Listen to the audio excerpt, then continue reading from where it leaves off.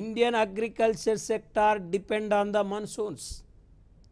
అంటే ఋతువు అనుకూలించినప్పుడు మాత్రమే పని దొరికి మిగతా సమయంలో ఖాళీగా ఉన్నట్లయితే అలాంటి నిరుద్యోగాన్ని ఋతు సంబంధిత నిరుద్యోగం అంటాం.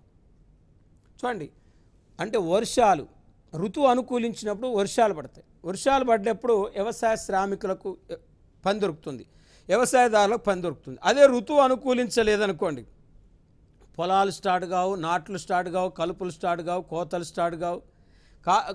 కానప్పుడు ఈ వ్యవసాయం మీద బేస్ అయ్యే వాళ్ళంతా, డిపెండ్ అయ్యే వాళ్ళంతా ఖాళీగా ఉంటారు.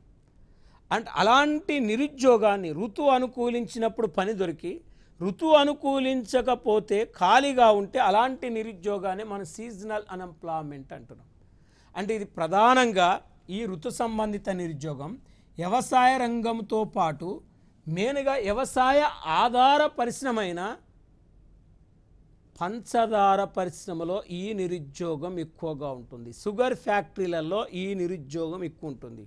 ప్రత్యేకంగా షుగర్ ఫ్యాక్టరీలే ఎందుకు మనం ప్రస్తావించినాం ఈ నిరుద్యోగం గురించి అంటే, పంచదార పరిశ్రమ సంవత్సరం అంతా శ్రామికులకు ఉపాధి అవకాశాలు కల్పించదు.